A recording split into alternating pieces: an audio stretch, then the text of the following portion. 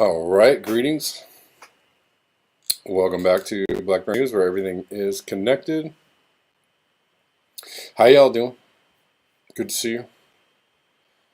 Thanks for showing up. Thanks for hanging out. Salt Liquor says obey, consume. Extra Bullet says reproduce. Salt Liquor says buy, follow. Do not question authority. Yeah. What's up? Good to see you all. We're live on YouTube. We're live on Rockfin. What's up, Rockfin people? How you doing? I see you. Rockfin people, I see you. Twitter people, I see you there too. Thanks for hanging out on Twitter. If you're watching on Twitter, thanks for watching. Remember to like, comment, or like and retweet, whatever they call it. Do they still call it retweet? Hold on. Repost. They don't call it retweet anymore. They call it repost.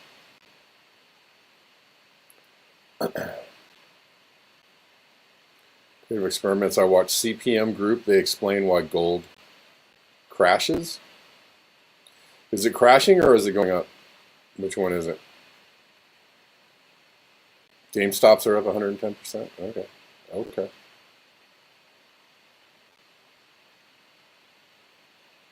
Is GameStop up 110%? Jeez. 110% from when? They were up a whole bunch of percent a couple of years ago. 78%. 78% it says here since when? 78% in a day? That's freaking good. Jesus. Is that right? In a day? It looks like what it's saying. Over 5 days, 78%. Over 3 months, 78%. Over 6 months, 79%. Yeah, doing really well, I guess. Well, staying steady at about between 70, about 80%.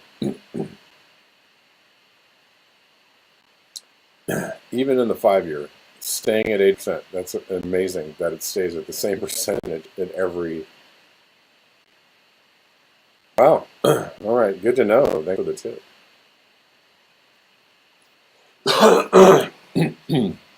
Your recent coffee investment has turned to piss, but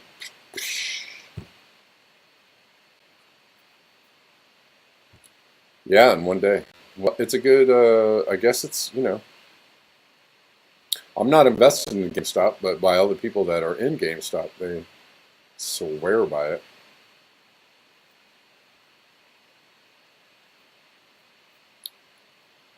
Speaking of consume, I have T-shirts for sale. What's up? Victory Jin sent me a message from Twitter. I love getting messages from Twitter. I have T-shirts for sale. They're in the description box. There's a link there. You can buy a Black Bear News T-shirt. You can buy a Consume T-shirt. It's just an ironic shirt. No, my T-shirts are not made by vegans. I'm sorry to tell you that.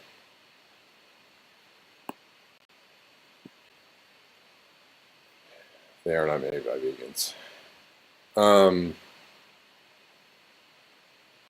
Anyways.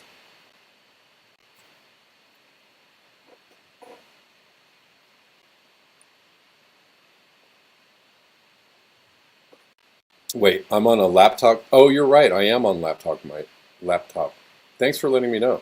I don't. Nobody can see me in the YouTube chat. Can you guys see me?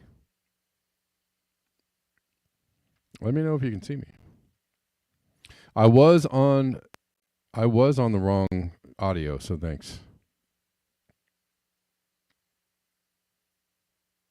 Oh. No one can see you in the YouTube chat. Okay, I got it. Reading is fundamental. Did anybody see any Northern Lights? Anybody?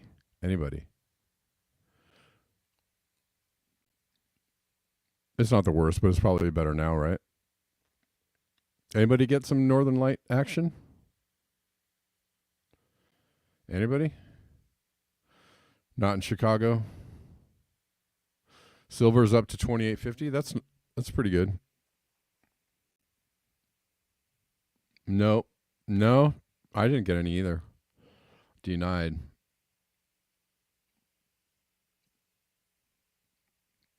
I mean, I saw a lot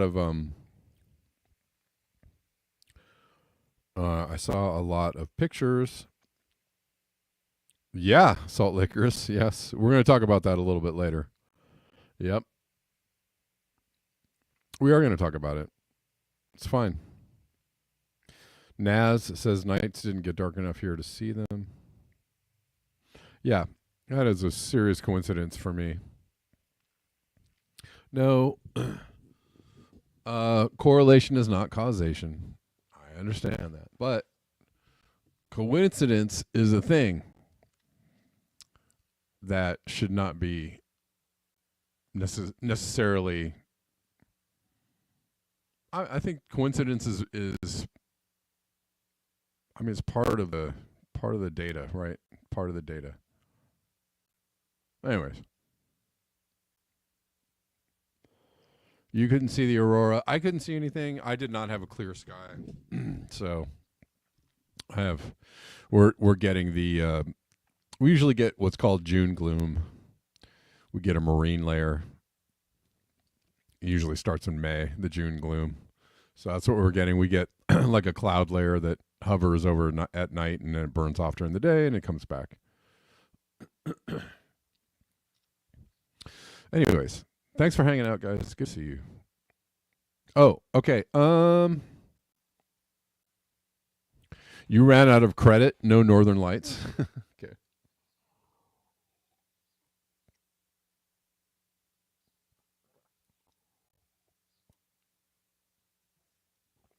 Okay. But we're going to get into it in a second. Before we do, I have an order of business, which is this, and I know that some of y'all might be very. I know people are annoyed when I change the time of the show, but I'm sorry. I'm going to have to change the time of the show. It's getting hot here, and my studio gets super duper hot in the so hot. It's hard for me to work on music. I'm working on a music project, and that is a very important thing that I'm working on. So that needs to be a big focus for me. So I'm gonna have to work on music in the morning before it gets like too hot in my studio. And so I'm gonna change the time of the show, and we'll see how this goes. I'm trying not to change it too often and confuse you guys, but 4 p.m. Pacific Daylight Time. So for at least the summer, at least for the next few months. Yeah, I need to insulate the garage, but that's not going to happen. I don't have I don't have the time for that right now. So that's a project that's going to happen like next year, but not this year. It's not going to happen this year. So yeah, eventually I do need to insulate it, but for now I need to work around the sun schedule. So guys, starting tomorrow, the show will be at 4 p.m. Pacific. And you guys can do the math as to when it will actually air where you live. And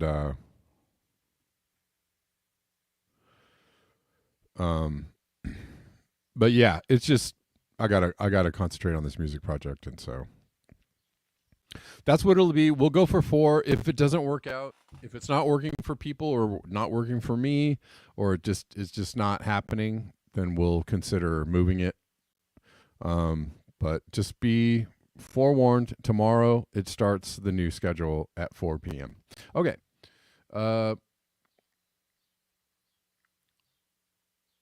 Let's get into it.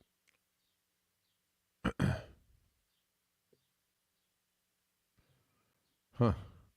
Maybe I need to get me some GameStop and some silver and some other things.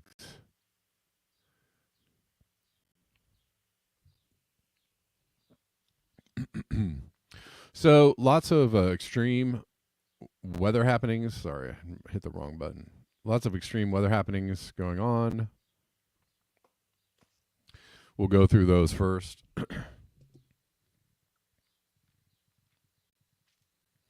Terrible sandstorm hit Mumbai. Crazy sandstorm going on in Mumbai. It looks like some heavy winds as well.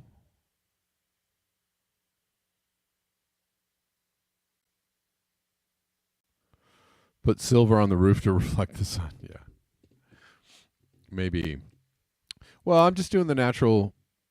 I'm just moving with I'm moving with the time of the day naturally is what I'm trying to do. I use very little. I don't really use AC, and I don't until I get the garage.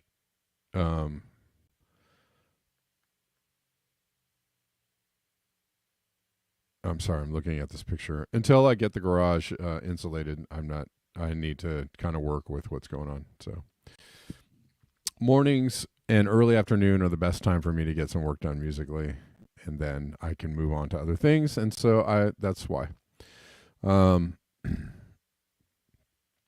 Hopefully this will work for everyone. Hopefully it will not be a big drag on everyone. There were lots of flooding disasters this week. The official death toll from devastating flash floods in northern Afghanistan has risen to 151 people, the Taliban's interior minister said on Saturday. That's right. That's pretty horrific. So we have Brazil, we have Afghanistan, we have people succumbing to the Great Flood all over the planet. Basically is what's happening. Everybody thought it was going to be heat waves that got people first. Apparently not.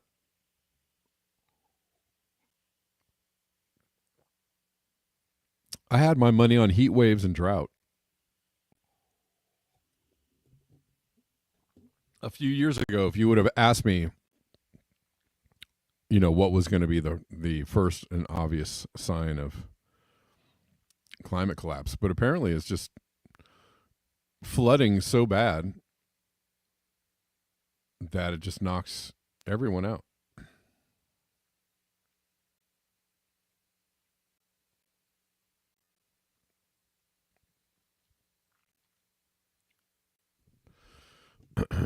Northern Lights right next to your house, but you couldn't see them? Max? Okay. Interesting. I heard people saying that you could see them through the camera on your phone, that it was easier to see them. So if you look through your phone viewfinder, you could see them, but maybe not with the naked eye. Had a family member send me something from Oregon. Very faint northern lights in Oregon going on. I was hoping that I could see them, but no such luck.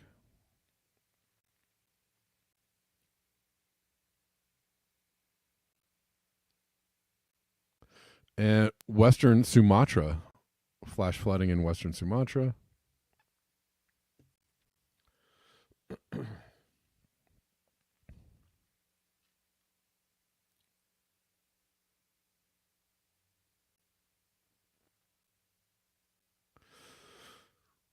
Looks pretty serious. Take a gander at that. Oh, you know what I forgot to do? Darn it. Excuse me. I got to remember to monetize my videos before I do the show.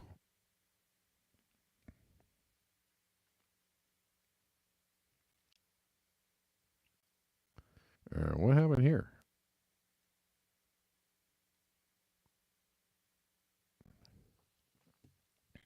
And in Brazil, excuse me, they're getting more flooding.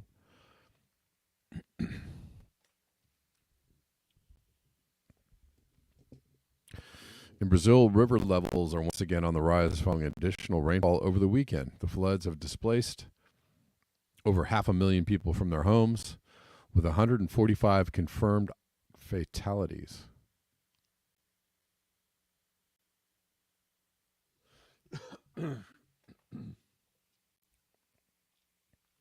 Creative Experiment says California has a new hurricane season 2. Yeah. Well, we also got our share of the atmospheric rivers.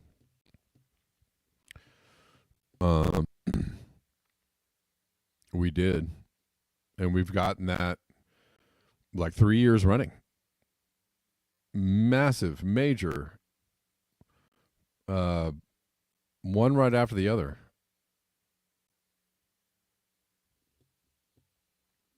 All right, let's read this article. We're going to look at this article about the Polycrisis, when the revolution will not be monetized. We're going to look at the Polycrisis, which seems to be what we're in. Something of many things converging to form one big crisis.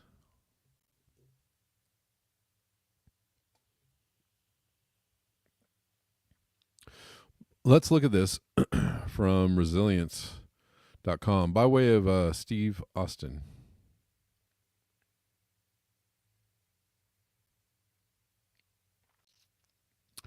By Richard Heinberg, originally published by the World Literature Today. From climate crisis to polycrisis. Climate change, resource depletion, extreme weapons, AI, and more. I'm not going to read the rest of this. The Chinese philosopher Sun Tzu wrote that in warfare,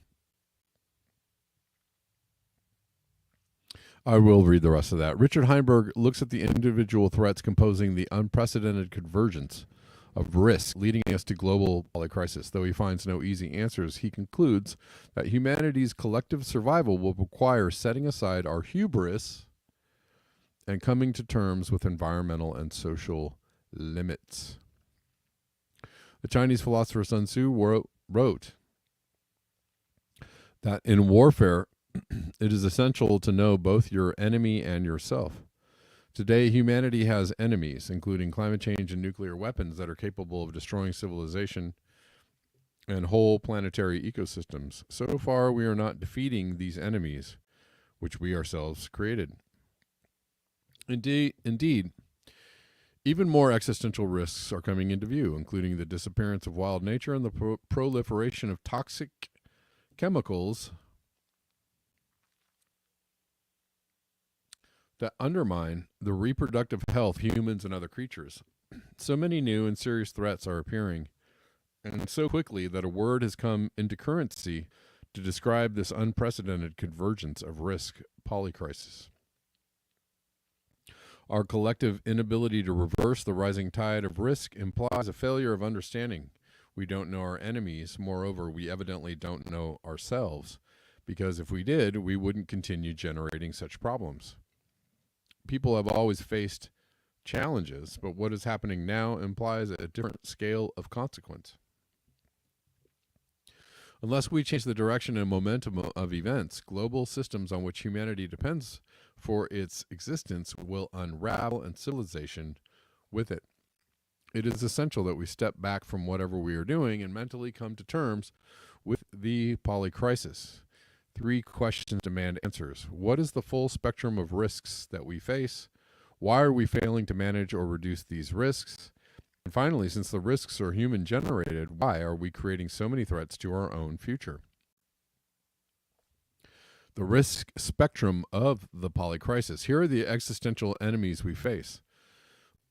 And something tells me he's going to leave out some other possibilities, but that's fine. Climate change. Greenhouse gases produced by human activities, principally burning fossil fuels, drive temperatures higher and destabilize weather patterns.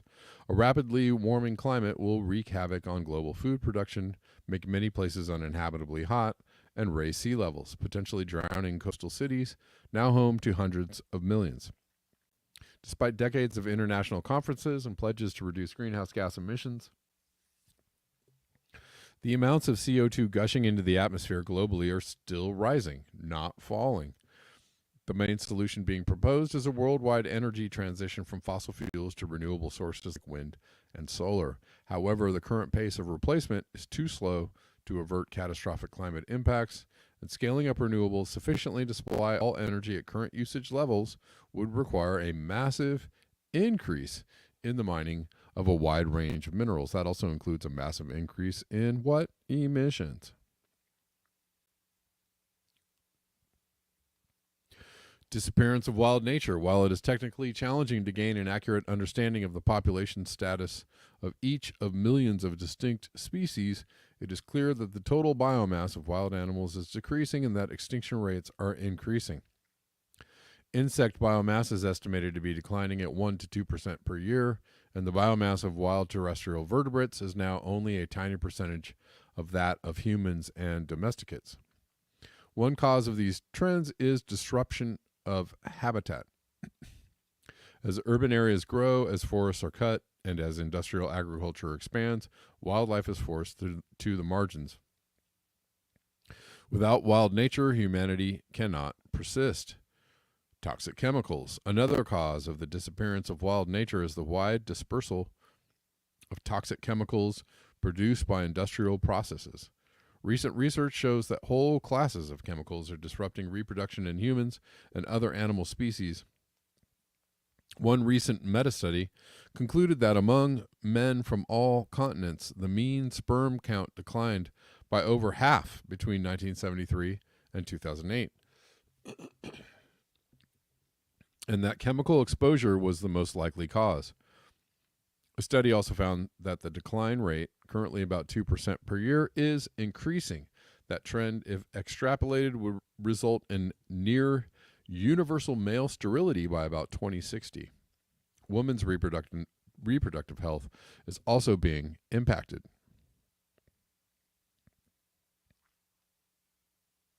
The decline of the world's oceans. Oceans are the foundation of the global ecosystem. However, rising atmospheric levels of CO2 are resulting in ocean acidification, rising ocean temperatures, and declining levels of oxygen in ocean water. Coral reefs around the planet are in trouble. The North Atlantic Current, which gives Europe a moderate climate, is shutting down due to climate change. Dead zones due to fertilizer runoff are expanding, and overfishing resulting in the decline of many important fish species.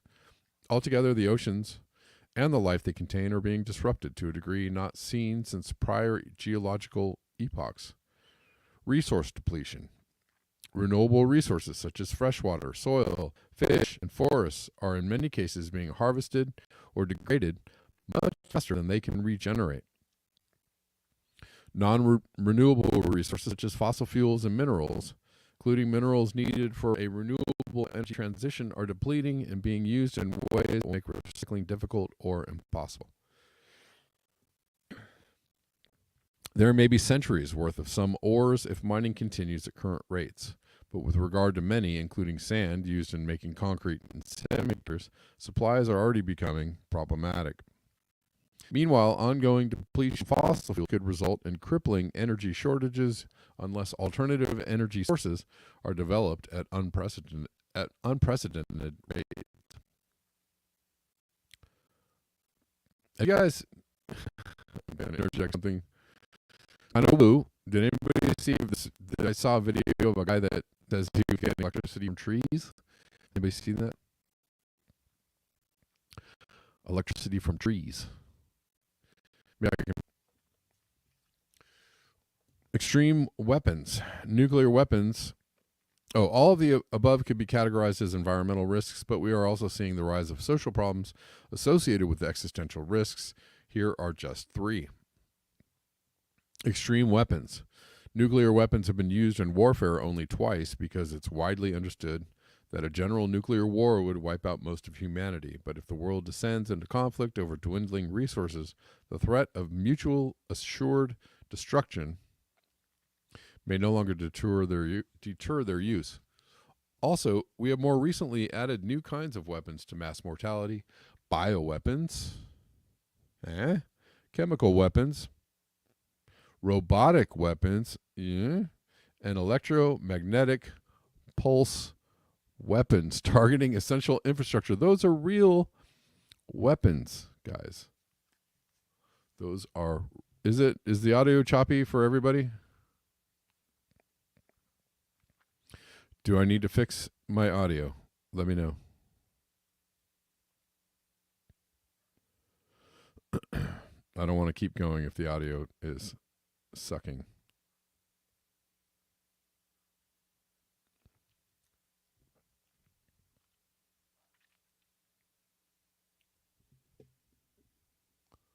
Ooh, the Y-Files. Are you sending me a Y-Files link, Osama?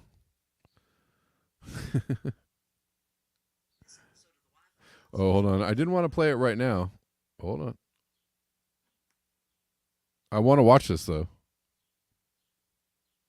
I want to watch it. All right, cool. That's all good. We're reading along. We're bumping along. Everything is fine.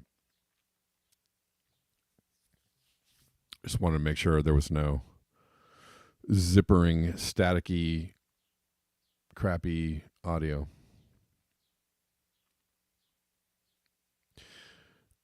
Electromagnetic pulse weapons are a real thing, guys. So we're going to talk about that at the end of the show, I think. A little bit. And, open the brain. Let the information swirl around and make you think. Okay, anyways.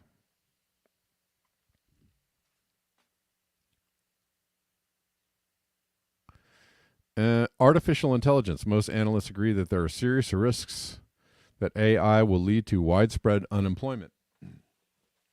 as intelligent machines replace workers. Also, AI will likely trigger an explosion of misinformation as deep fake video, text, and images make it ever more difficult to identify genuine news. Golly, it's not like we have a problem with that right now already. But with the advent of artificial general intelligence, achievable in a matter of years, AI could begin to change the operations of society in ways that humans could not control. Indeed, many of the developers of AI say that the technology poses an existential risk to humanity and the biosphere. Well, it's almost like they're setting it up to pose an existential risk, right? It's interesting because there is they talk about AI as if it's like just this thing that like runs on its own. But there are programmers involved in AI. Am I right? People make AI happen. People make AI happen. And the AI that a lot of people are using now or seeing now is actually highly programmed, right? It's not like running on its own. There's a lot of kind of plugging in of information already into the AI that you're using.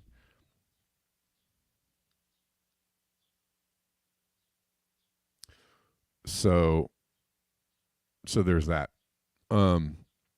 Anyway, so when they tell you AI could be dangerous, we're like, well, so you're going to program it to not be dangerous? Or are you just trying to seed the narrative? Anyways. Thank you, Gene. Yeah.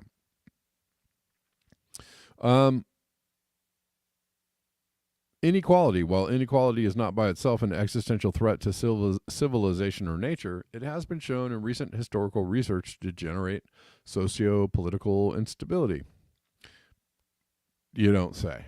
Economic inequality has been increasing globally during recent decades, especially in fast-growing economies. So, just when we need societal cohesion in order to tackle the environmental challenges of the Polycrisis, we are instead facing deepening political polarization and falling public confidence in institutions. Hey, here. Why are we failing to reduce or manage proliferating risks? As crises pile atop one another, it gets harder for society to deal with each one adequately. Addressing climate change alone will demand the replacement of global infrastructure, costing over $100 trillion. Okay. No, Richard Heinberg. No. You don't need to replace global climate infrastructure. That is a death sentence, Richard Heinberg. Richard Heinberg. Hello, Richard Heinberg. That is a death sentence. You don't replace the infrastructure, you remove the infrastructure. I know, nobody wants to talk about that one. Sorry. Nobody wants to think on that one. Sorry, gonna have to. And guess what? If we don't remove it, it'll be removed for us. Because nature will do that. So nature will actually show us the answer, whether we want to have the answer, whether we want to contribute to the answer or not. So, anyways, moving on. But it is hard for policymakers to focus enough attention on climate mitigation and adaptation when they must also respond to wars in Europe and the Middle East, the COVID pandemic, political polarization, and the recurrent threat of economic turmoil. Resources, including not just money but managerial time and talent, are stretched thin. Also, while the threat of climate change is profound, focusing more effort on it takes funding and time away from addressing other environmental problems, such as the depletion of fresh water and topsoil and the spread of toxic chemicals, yet these trends are likewise capable of bringing civilization to its knees. Further, crises often have side effects that make them harder to solve. Climate change is producing increasing flows of environmental refugees, and absorbing these flows creates political problems for host nations, thereby making it more difficult for those nations to build consensus to focus effort on slowing climate change. Is he saying that migration is bad, or it's just an issue?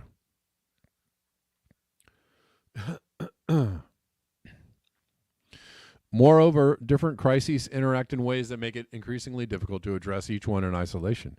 For example, fighting climate change requires that nations build enormous amounts of new renewable energy infrastructure. It does not require that, sir. This necessitates increased output of including minerals, including copper, lithium, nickel, cobalt, and rare earth elements. Mines must be expanded or new ones created. What are you saying?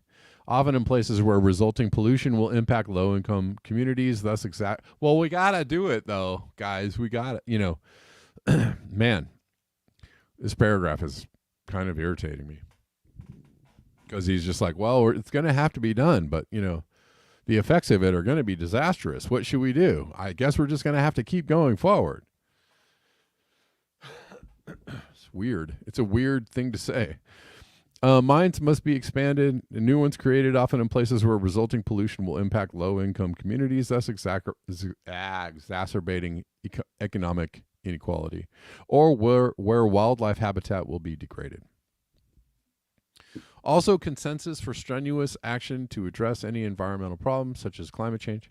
I mean, luckily, if the only answer in your brain is that we have to, mine a lot more and replace our infrastructure, well, then thank God there's no consensus for that. Hopefully we'll never reach hopefully we'll not be stable enough to reach a consensus for destroying the earth some more in the name of saving the earth. Anyways, that's just me. Climate action is already stymied. Oh, hold on. Consensus for strenuous action to address any environmental problems such as climate change will be difficult to achieve in the context of political polarization, which is fed by increasing economic inequality and with the proliferation of AI and social media algorithms. Climate action is already stymied by widespread denial fed by fake news, which is about to become far more sophisticated. Finally, the problem of scale makes solutions difficult. It's one thing to solve a problem in the laboratory, but quite another to scale up the solution. For example, researchers have identified several pathways to emissions-free aviation, but to revamp a global industry valued at nearly $1 trillion that includes roughly 30,000 commercial aircraft will require time and massive investment.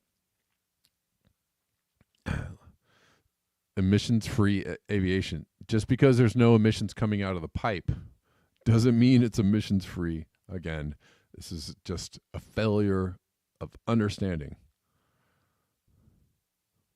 the actual physics of it all. To revamp a global industry valued at we got to revamp it because it's $1 trillion industry. At low level, hold on. It gets worse. Actually, I didn't realize this article was going to get so kooky. It will require time and a massive investment to replace the airline industry. Also, replacement fuels may have a much higher ongoing cost. I mean, I was listening to somebody talking about replacing aviation fuel with biofuels, and I was like, did you get stuck in 2008? Person of interest? Anyways. Remember when people thought biofuels were actually going to solve something? And I think people realized a long time ago, like, no, this is actually really dumb.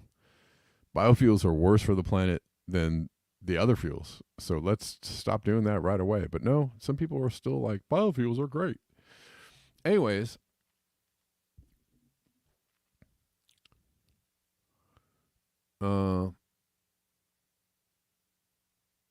At low levels, resource depletion and toxic pollution are manageable problems. After all, societies have been mining metals and creating local pollution for millennia. And it's fine.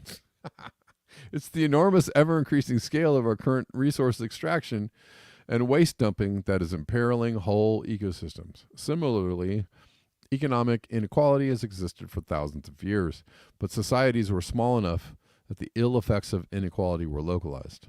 Today, political polarization, stoked by worsening inequality, could make it impossible to tackle global existential level problems such as climate change. The rapid growth of population and per capita incomes during the last 2 centuries, and especially since 1950, have vastly increased the speed and scope of human activities. But this success comes at a soaring price. Well, there is a lot of information in that sentence.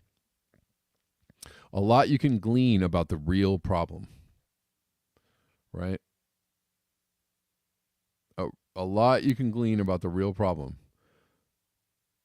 Rapid growth of population and per capita incomes during the last 2 centuries, especially since 1950, have vastly increased the speed and scope of human activities.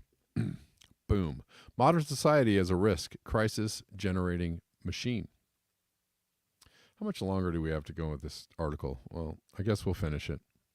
I'm going to take a break from this article for a second to let you guys know if you would like to contribute to the show comes to you for free every day, Monday through Friday. And the show can always use your help and your support. If you appreciate this content, if you would like to support the show financially, you can do so in many ways. There are a bunch of links in the description box: Venmo, PayPal, Zelle, coffees, stuff like that. And I could surely use your help. So, please consider helping financially today. And many of you already support the show financially, and I appreciate you. You know who you are. You know who you are. And I thank you. All right. Why is a Rockfin stream so far behind? Is that right? No, I'm tripping. That was weird. And I checked out the Rockfin stream, and it was like at the beginning of the show. Strange. All right, let's go back to this. We'll finish it out. The global polycrisis is not just an unhappy convergence of many separate negative trends. Climate change, resource depletion, toxic pollution, and other facets of the polycrisis are directly or indirectly rooted in a single phenomenon: society's dependency on fossil fuels. Maybe. Sure. Energy is humanity's key resource. No, I agree. I'm just saying there's lots of things going on. But we couldn't be here now. We could not be here now without the old black gold. Energy is humanity's key resource. Humanity's adoption of coal, oil, and natural gas enabled a rapid, unprecedented global growth of consumption and population during the past several decades, hence the problem of scale discussed above. Burning fossil fuels releases CO2 and causes climate change. Fueled mining, fishing, forestry equipment have enormously expanded the extraction of raw materials, including uranium, for nuclear weapons, and fossil fuels also provide the feedstocks for most toxic chemicals. If fossil fuels provide so much energy and hence so many benefits, despite also imposing costs, why did humanity begin using them only in the last 2 centuries? The fossil-fueled industrial revolution required some prior inventions, including metallurgy, pumps, pipes, and gears. So it physically couldn't have happened, for example, in hunter-gatherer societies, but in addition to technical know-how, certain social arrangements were needed. Well, and also technology was geared to use these fuels. So 200 years ago or 100 years ago, we could have used, there was already technology to use different sources of energy, but the powers that be were like, nope, it's going to be fossil fuels. So there's that. If fossil fuels provided so much, hold on.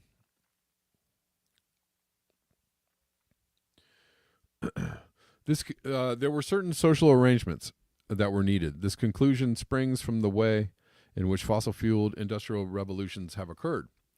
They've happened just twice in human history, once in China 1,000 years ago, and then again in Britain in the 18th century. In China, industrialization was deliberately cut short by the traditional aristocracy, which viewed it as a threat to its own continued dominance. The same did not happen in Britain in the 18th century because the British aristocracy had already been humbled by a merchant class enriched through colonialism. In both instances, coal was the initial industrial fuel. In both times, its mining and use were encouraged by private ownership of natural resources and legal protection for investors and commercial enterprises. These historical similarities suggest that capitalism, in at least a rudimentary form, was a necessary prerequisite for the widespread adoption of fossil fuels. With both capitalism and fossil fuels in place, society became a risk crisis generating machine. Private land ownership legitimized resource extraction, which fossil fuels made possible on a larger scale via powered mining, fishing, and forestry equipment. Protections for investors enabled manufacturing and waste dumping at industrial scales. With the means, fossil fuels, and the rationale, capitalism, economic expansion accelerated with the side effect of contaminating swaths of nature with toxic waste. Even non-capitalist countries were forced to compete at maximizing growth in resource extraction and manufacturing, and consequently waste dumping, lest they fall behind. Once the inevitable side effects of increased economic activity became apparent, nations made efforts to reduce environmental impacts through efficiency and substitution. Sometimes these efforts succeeded, and humanity has greatly reduced its destruction of the atmospheric ozone layer, blah, blah, blah, blah, blah, fluorocarbons, and replacing them with other chemicals. That's actually a bunch of bull. But anyways, I don't know why people keep citing this as a win. But in most cases, problems continue to fester and worsen, as is happening with climate change. The crisis risk generating machine also tends to exacerbate social problems. As owners of capitalist industries profit from their enterprises, economic inequality within societies tends to increase unless profits are redistributed through government taxation and spending programs. However, over time, capitalists find a way to capture governments through lobbying, by hired lawyers and public relations firms, and the passage of laws and amendments, and by donating to election campaigns of business-friendly politicians. Fossil-fueled economic growth simply pumps wealth toward capitalists faster, requiring even more effort by government to prevent inequality from reaching levels that eventually undermine governance itself. Well, I actually appreciated that paragraph. That was well done. Once the risk crisis generating machine was up and running, it became even harder to stop because the same activities that were generating risks and crises also produce short-term benefits to society, and especially to powerful people and institutions, including jobs, profits, and products. Unplugging the machine, for example, by shrinking the economy in order to reduce CO2 emissions would itself constitute a crisis for society. Indeed, unless people were educated and encouraged to do something different. That's not that hard. Yeah, it's only a crisis if people are like, what? What's happening? What? There's no more food at the store? What? The power went off for 2 weeks. I don't know what to do. What? Yeah, it's only a crisis if it happens all of a sudden, and it's going to happen all of a sudden if you don't do anything. Anyways.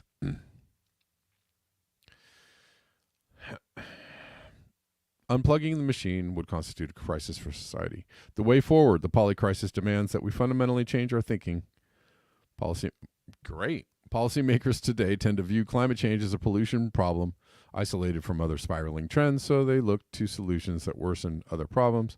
Renewable energy technologies that deplete resources and destroy habitat, or carbon capture technologies that require a vast amount of energy. Okay, all right, he got there on this one. Or AI technologies that increase inequality.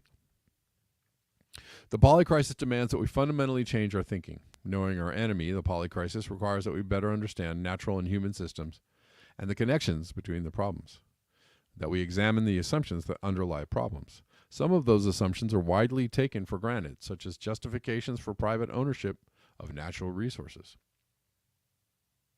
Yeah. Yeah, yeah, yeah. But if it's not private ownership, then what else is it? It's public ownership. And so that requires that the government work in our favor and not in the favor of the oligarchs. All right. Um, Meanwhile, the challenge of scale requires us to question our near universal obsession with economic growth. There are no easy solutions because the polycrisis is no easy problem. The hour is late, and there may be no path forward that does not require a significant sacrifice of wealth, dominance, or comfort. But if we are to find our way out of the conundrum we humans have created for ourselves, we must start with self-knowledge. We are smart, linguistic, ultra-social, tool-making primates who have recently stumbled upon an energy bonanza. We've accomplished wonders, but we have also become our own worst enemy. Collective survival will require setting aside our hubris, coming to terms with environmental and societal limits. Well, thank you. Thank you, Richard Heinberg. That was super enlightening. Yeah, no mention of the path forward. again, another one of these articles. Well, we got to change everything. Got to change the way we think. That's all. Have a good day. Like, that's it. That's all they do. Anybody with a big brain out there ever think through the problem and go, well, what is the path forward? What does it look like? What do we have to do? Some people do. I'm not saying that nobody does, but these types of articles just always say the same thing, which is extremely shallow, extremely shallow, and doesn't really help anybody. Just describes the problem and goes, well, hope we change everything. Bye. Have a nice day. I'm going to go get some lunch now. Anyways.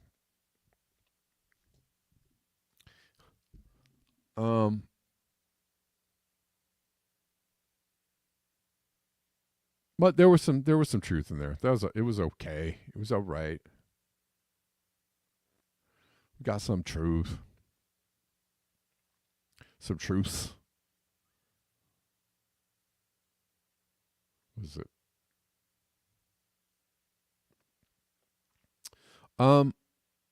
They're selling canned oxygen at Lowe's. What? For breathing?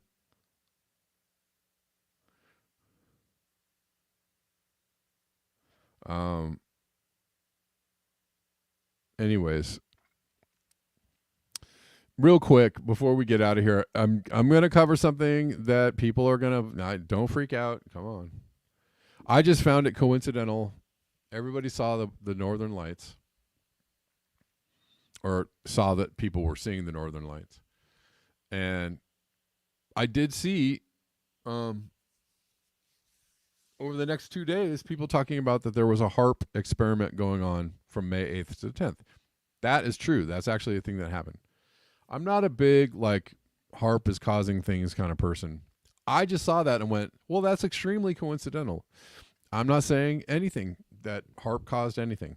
I'm just like, why is there a HARP experiment going on at the same time? It's kind of like, why was there, why was the military running an exercise while this huge, terror event happened, right? Why was the military out and unavailable because they were doing an exercise while this huge, they were actually training for a terror attack, and then a terror attack happened, but they were busy training for a terror attack, right? Like that kind of stuff. Anyways, it's weird. Those kinds of coincidences, I think, are completely, it's completely okay to look at those things and go like, is there a connection? Or, that seems awful odd that these things are happening at the same time. I don't know. Anyways, it is a weird thing. I'm not saying that I don't think there was a bunch of solar flares and we got some crazy great northern lights because of it. I'm not saying that didn't happen. I just saw the HARP thing and I was like, that is odd. That is very odd. Here's another thing that's odd about the HARP thing. The actual experiment itself is named Aurora. Aurora. What is the Northern Lights called? Huh?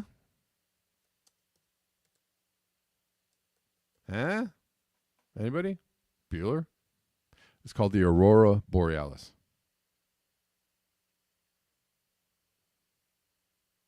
It's called the Aurora Borealis. And the HAARP, let's find it. We'll find this thing real quick. I actually looked it up. I just looked it up and I was like, yeah, that's a thing that actually happens. So I don't know, guys. You know, I'm not saying anything. I'm not saying like, oh, they were running the HAARP experiment and made the Northern Lights. But I'm like, it's weird. I'm going to play a video. Here you go. You guys want a video? I'm going to play you a video. It's woo. It's a bunch of woo. It's real wooey. But I hope but it's something to think about. If you don't want to think about it, you don't have to think about it. I'm not saying like,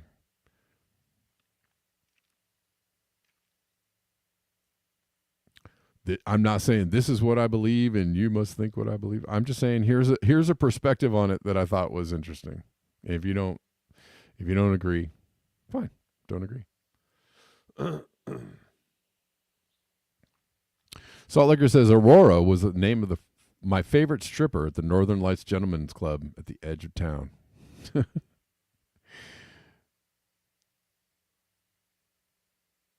Anyways,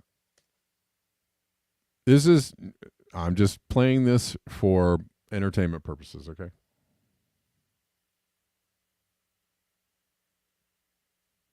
This is not me endorsing what she's saying or what anything is happening at all. I'm playing it for entertainment purposes, okay?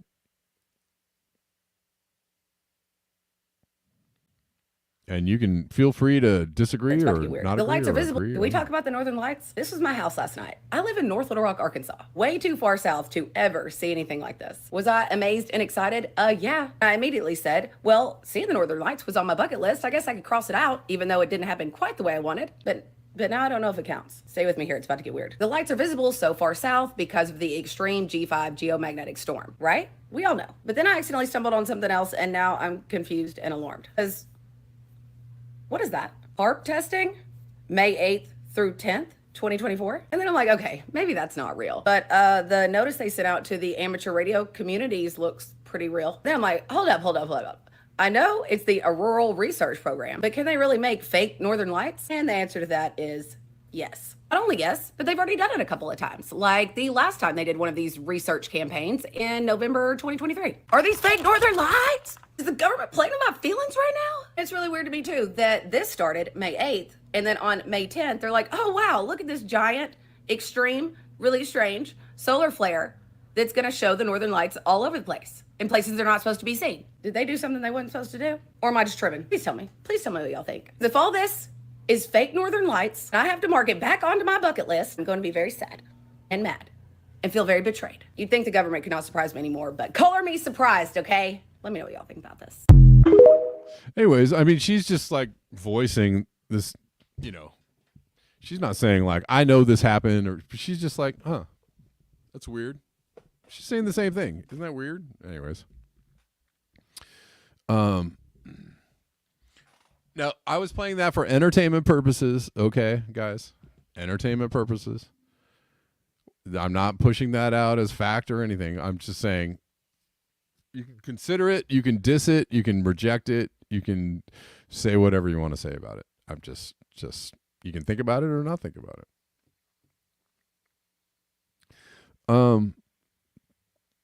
It is an interesting thing though, right? Here's one more post about it, and then I'm going to leave you guys. Yeah, you know, it's okay. It's okay to think about things. This is a little more directly supportive of the idea that this is a conspiracy. But we're just going to look at this for a second. This is Robert Malone. On May 10th, HAARP conducted experiments to artificially create aurora-like glows or air glow in the ionosphere by exciting electrons with high-frequency radio waves. This is his search for this, right?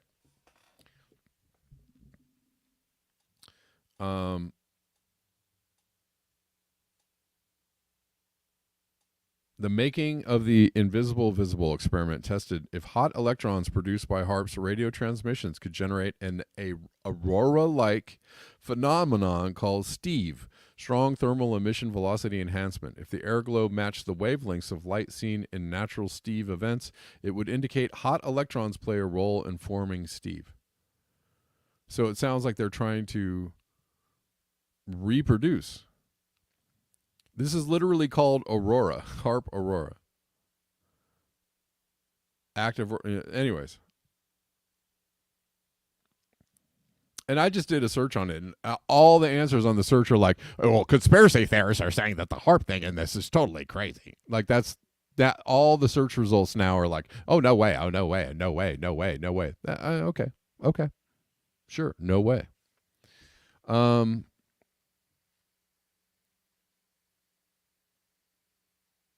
Anyways, just putting it out there, something to think about, or don't think about it if you don't want to think about it. I just think it's the coincidence part to me is interesting, you know. What can I say?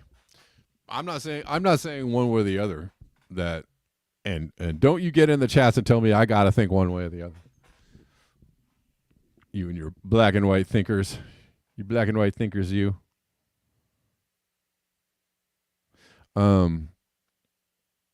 Let me see if I can find one more interesting thing on this. I did get the same AI like search results about this, and now that I'm searching it, it's giving me like different results. I got the same kind of answer yesterday when I searched it on the thing. Hold on, let me see. No, I don't want to chat, bro. I don't want to chat, Leo. Leo, the AI. I don't want to chat. No, I'm kidding. That's mean.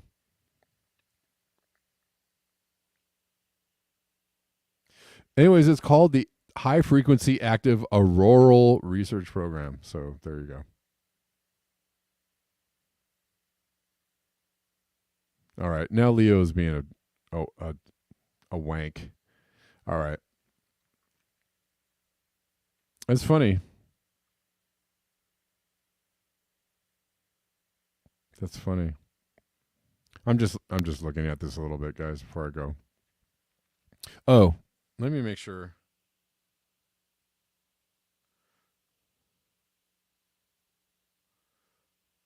I didn't miss anybody who may have dropped a donation.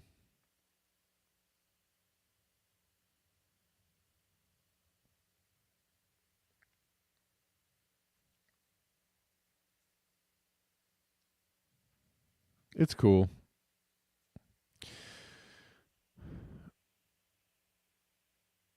It just is an interesting thing. As interesting as the phenomenon of the Northern Lights, you know, getting so far south. Oh, well, the last thing I wanted to say about this, I was talking about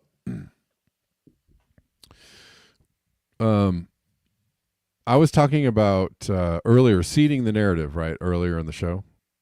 And they were talking about AI being a problem for society, but it's like, but you're the guys that program AI. So why don't you do a really good job? Make it real tight, you know?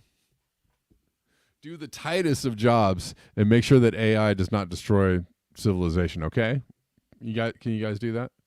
Well, we don't know. AI might just go out of control and kill everybody. I'm a little nervous, but we're going to keep working on it. Here we go. Like, it's, you know, it's kind of a wild anyways. So there is people always, they have, at the beginning of the show, I said, or in the beginning of this article, he was talking about electromagnetic pulse weapons, right? EMPs. And there's a lot of talk about EMPs and the knocking out of the grid or knocking people, you know, power out for days on end, and people, you know, some kind of crisis happening with the, you know, we're going to lose power or lose the internet or everything's going to get knocked out. Stay with me here. So this is the narrative that has been, you know, they've been telling people for years about EMPs. There might be some EMP, might be terrible. the grid will get knocked out. You'll be without food and water for days on end. Better prepare. Blah blah blah. We have mass coronal ejections that could hit the Earth and cause an EMP knockout. I'm just saying. It's hard. It's really hard to tell between I believe these things are really happening. A lot of people do, and everybody's like, oh yeah, there's there's a huge coronal mass ejection and it's coming to Earth and satellites picked it up and that's what's causing the northern lights, and we might get a really huge one and it might knock everything out and everybody will be thrown into right. Yeah, so that could really actually be a thing that happens, or is it a seeding of the narrative in order to make a situation where that actually happens? I don't know. I don't know.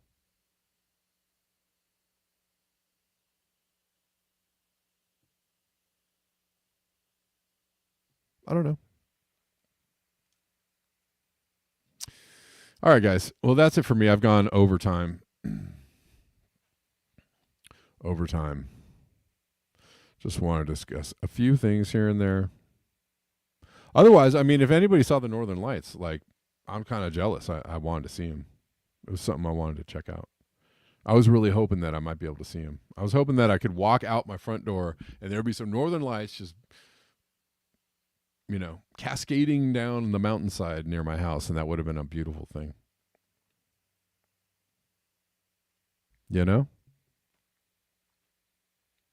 Thanks for watching, guys. I appreciate you. I do. And I will see you tomorrow